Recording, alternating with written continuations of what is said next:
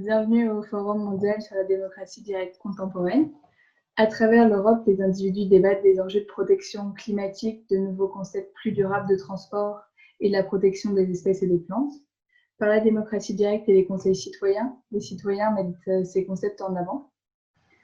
Pour le Forum mondial sur la démocratie directe contemporaine, nous avons réuni les exemples les plus impressionnants des pays européens, avec lesquels nous souhaitons montrer que plus de pouvoir au peuple est un pas dans la bonne direction et que ce débat important ne peut être seulement traité par le Parlement.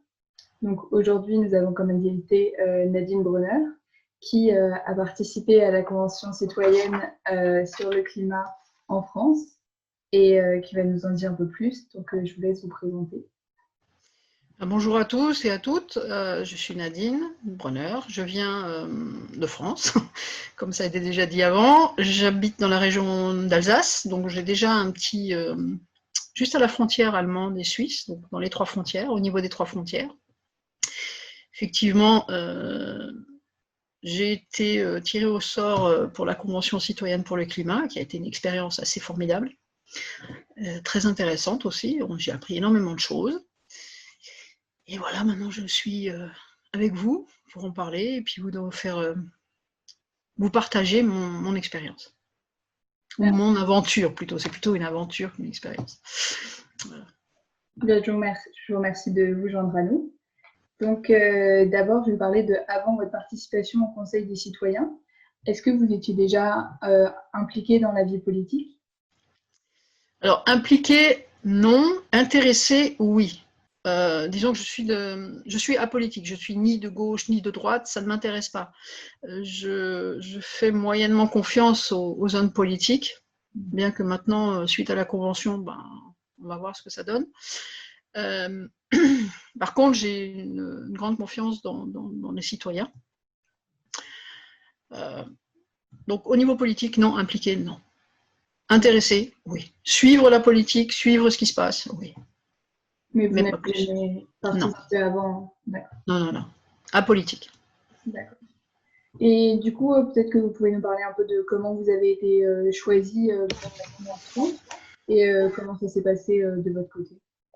Alors, j'ai été choisie par tirage au sort, c'est-à-dire qu'un jour, je vais vous raconter une petite histoire, hein, j'ai été contactée par téléphone et on m'a demandé si j'étais intéressée par le changement climatique et si j'avais envie de participer à une convention qui traiterait de ce sujet.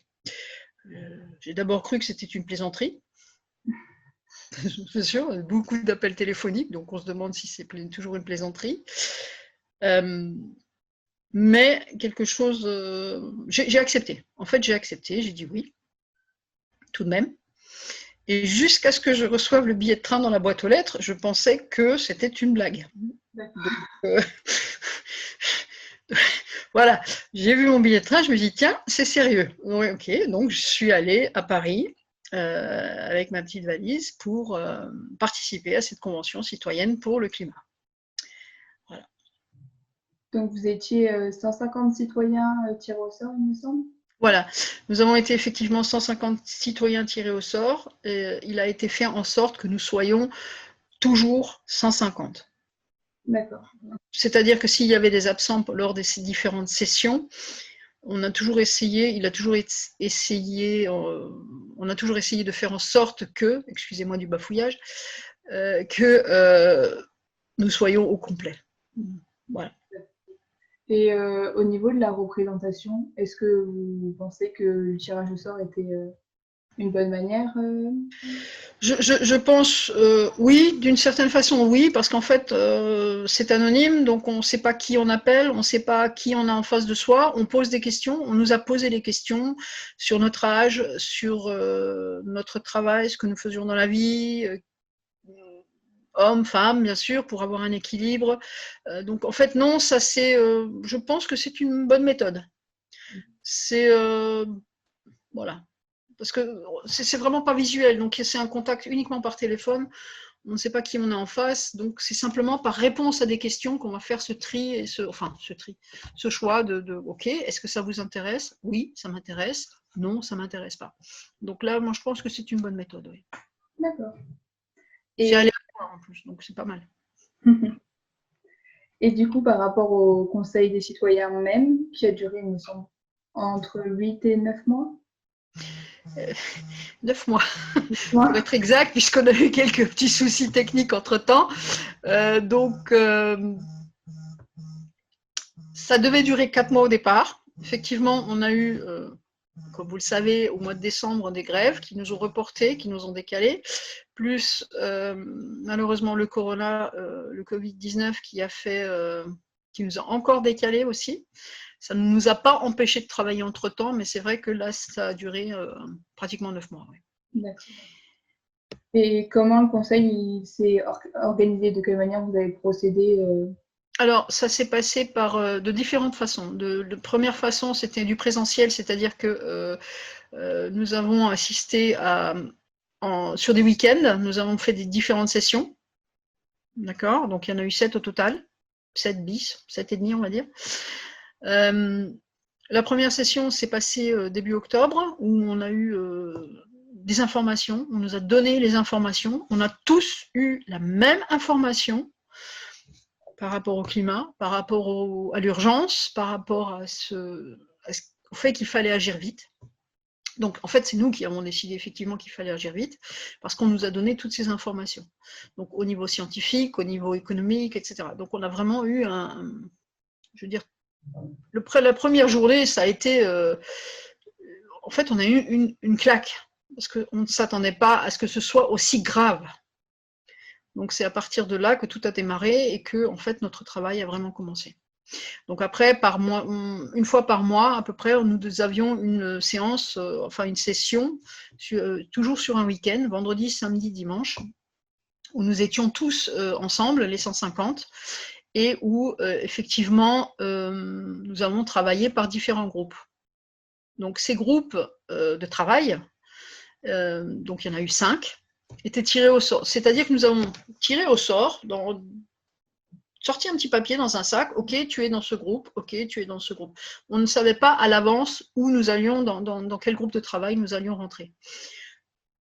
Je trouve ça, on est resté sur le principe du tirage au sort démocratique jusqu'au bout. Donc personne ne décide, ok, je vais quelque part parce que ça me plaît. Non, j'ai tiré au sort, je vais dans ce groupe et je cherche mes informations, je travaille sur les différents thèmes que j'ai envie que je découvre, que je développe.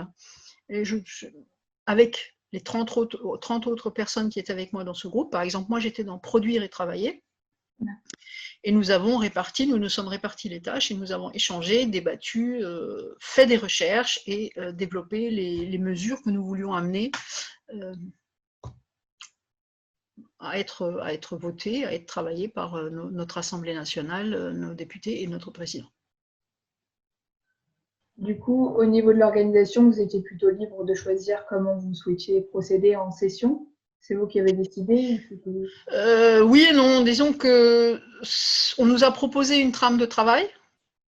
Si elle ne nous convenait pas, on le disait. Non, non, on ne veut pas travailler comme ça. On a toujours essayé de débattre et de faire évoluer les choses proprement. Enfin, c'est-à-dire de toujours vraiment en discuter. C'est-à-dire au niveau démocratique, que chacun puisse dire ce qu'il pense. Et dire, voilà, moi, ça ne me convient pas. Bon, bien sûr, s'il y a une personne, ça ne lui convient pas, et les autres, ça convient, on va toujours à la majorité, c'est normal. C'est le principe démocratique. D'accord. Et du coup, à propos des différents thèmes au sein des différentes sessions, est-ce qu'il y a eu beaucoup de sujets qui étaient un peu conflictuels? Alors,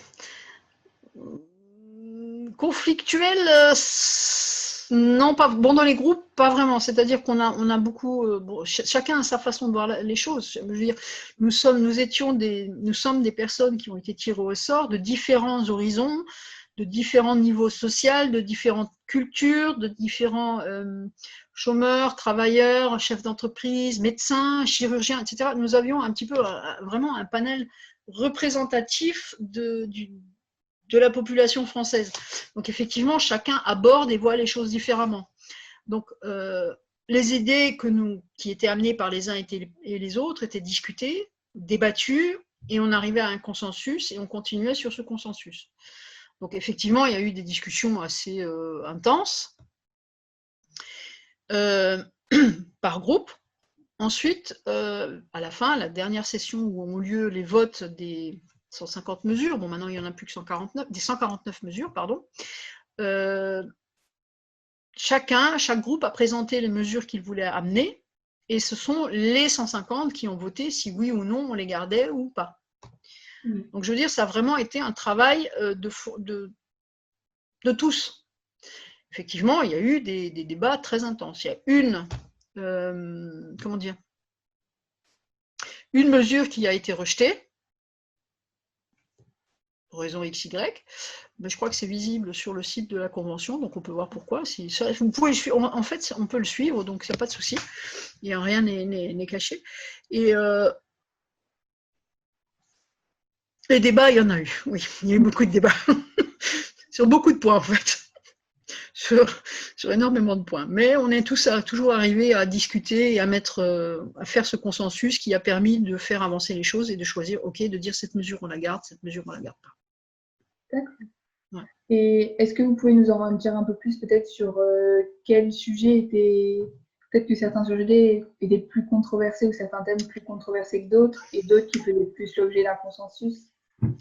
Alors, le thème le plus controversé, celui qui a été rejeté et qui est visible sur Internet, c'est donc les fameux 28 heures par semaine, de travail par semaine. Donc ce sujet-là, ça a été rejeté, ça a été voté, il a été voté non lors de la dernière session. Cette mesure n'a pas été retenue. En fait, que dire ? C'est un sujet, je crois, qui est un petit peu en avance. En fait, ce que nous voulions amener, parce que c'est mon groupe qui a présenté cette mesure, nous voulions simplement amener une réflexion sur ce thème, et je crois que ça a été un petit peu mal compris. Donc, peut-être un peu tôt aussi, ou peut-être... voilà. Faut voir. Mais apparemment, maintenant, c'est un sujet qui revient à la mode, donc je ne sais pas. C'est pas marché. Faut étudier. En fait, c'est simplement une étude qu'on voulait lancer, sachant très bien que ce n'était pas possible tout de suite. Il faut étudier la chose, c'est tout. C'est ce que nous demandions, et puis je pense que ça a été mal perçu, mal compris en fait. Ouais. Et est-ce que vous êtes plutôt satisfaite du résultat global obtenu de la convention en elle-même? Oui et non. Oui, parce qu'on est arrivés tous ensemble à 150 à trouver à voter des mesures et des propositions, voire même qui vont être portées peut-être, j'espère, au niveau européen. Ça ne dépendra pas de nous. Oui, parce que là, on a vraiment fait un travail énorme. On a prouvé que les citoyens, à partir du moment où ils avaient les bonnes informations, la même information, ils étaient capables, les citoyens étaient capables de faire des choix, d'amener des propositions censées, je veux dire, du point de vue du citoyen. Donc moi je trouve que c'est un travail démocratique parfait, quoi. Enfin, parfait, rien n'est jamais parfait, bien sûr, mais quelque chose de très bien et qu'il faudrait développer. Qu'il faut développer.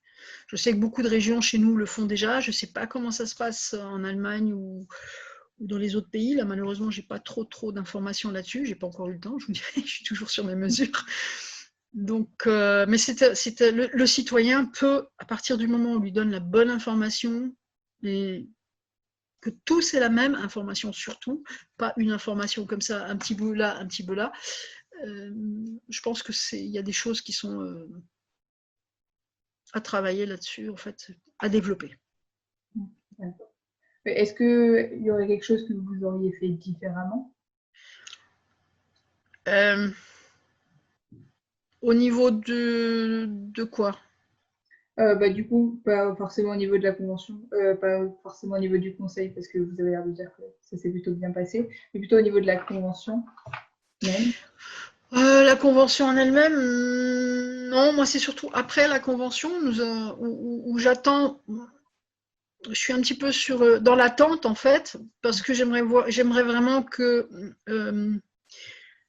les informations que nous avons eues soient communiquées à tous. Ouais. Donc je veux dire que pas seulement 150 citoyens, moi j'aimerais que tous soient au même niveau, quoi. Je veux dire, qu'on ait tous le même niveau de connaissance et de partage d'informations. Moi, c'est ce qui me met un petit peu dans l'attente, en fait. Il faut voir après, quoi. C'est avec le temps que ça va se développer. Et du coup, quel regard vous portez maintenant sur votre expérience au Conseil des citoyens? Est-ce que ça vous a incité à rester impliqué dans la vie politique? Ouais, là je suis vie politique à proprement parler telle qu'elle est actuellement, non. Mais effectivement, au niveau des citoyens, oui, j'essaie de m'engager plus, c'est-à-dire de partager beaucoup plus ce que j'ai vécu. Et comme dit, dans la région Alsace, il y a beaucoup de conseils citoyens, on va dire, de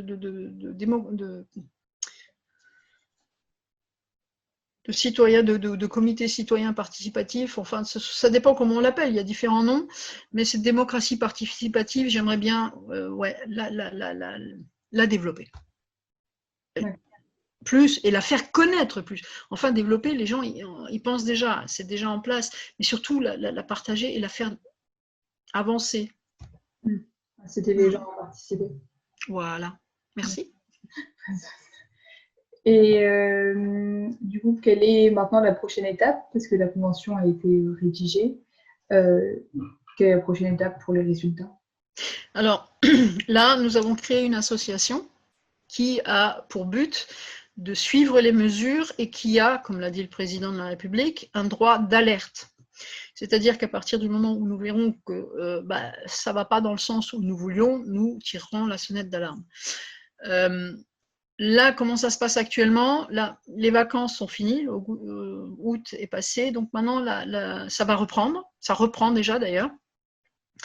Et nous allons avoir des groupes de travail, des sessions de travail avec les députés, les sénateurs, avec les politiques, avec les citoyens, avec beaucoup de groupes de travail pour justement présenter, excusez-moi, j'ai pas, ouais, laissez tomber, présenter nos mesures et nos propositions et les défendre. D'accord. Et du coup, avec le coronavirus, vous avez été retardé ou est-ce que ça pose encore problème? Bah, effectivement, on a été retardé et puis ça a un peu changé la donne en fait. Les choses on a une vision différente maintenant du monde depuis le coronavirus. Donc effectivement, ça s'accélère. Pour moi, ça s'accélère. Maintenant, ça n'engage que moi. Je trouve que le processus doit s'accélérer un petit peu, quoi. Je veux dire, il faut mettre la deuxième vitesse maintenant. D'accord. Et j'ai vu sur le site qu'il y avait une possibilité, après pour la convention, qu'elle soit proposée au Parlement par un vote, soit par un référendum. Est-ce que vous avez des informations à ce sujet sur vers quelle direction? Alors, effectivement, nous voulons travailler nous avons fait une proposition de référendum sur différents thèmes. C'est un sujet qui va être travaillé, qui va être étudié surtout d'abord, parce qu'un référendum, ça ne se fait pas comme ça. Donc là, c'est une option qui, enfin, c'est pas une option, c'est quelque chose que nous suivons de près et que nous voulons lancer, quoi. Oui. Donc, selon la Constitution française, on ne peut pas faire ça comme on veut, hein. Il faut suivre certaines règles. Voilà. Il y a également, nous avons proposé également des changements au niveau de la Constitution, donc notamment au niveau de l'écocide, que nous voudrions bien intégrer dans notre Constitution et qui permettrait de poser un cadre de protection pour notre environnement et la biodiversité, enfin sur notre planète. Protection de notre planète, voilà. D'accord. Est-ce que vous voulez rajouter quelque chose? Non, oui, c'est une expérience qui a été intense, qui a pris 200% de notre temps. Je crois qu'on a surpris beaucoup de monde. Je crois autour de nous, enfin en tout cas les organisateurs ne s'attendaient pas à ce que les citoyens s'investissent autant dans cette convention. Faut savoir qu'entre les différentes sessions présentielles, on a travaillé énormément en vidéoconférence entre nous, avec des scientifiques, avec des économistes, on a cherché énormément d'informations et je crois qu'on a surpris énormément de monde lorsque tout le monde s'est rendu compte qu'en fait, on voulait améliorer les choses, chercher des solutions, on voulait proposer quelque chose de bien cadré, de bien net et propre. Je ne sais pas si je suis claire là. Si, je comprends. Du coup, j'ai fini toutes mes questions. Je vous remercie d'avoir répondu et d'avoir participé. Eh bien, je vous remercie beaucoup. J'espère que j'ai pu répondre à beaucoup de questions, enfin, apporter des réponses adéquates. Maintenant, je reste à disposition si vous avez besoin encore de réponses ou d'informations, il n'y a pas de problème. Je partage volontiers tout ce que je peux partager. Merci. Je vous remercie.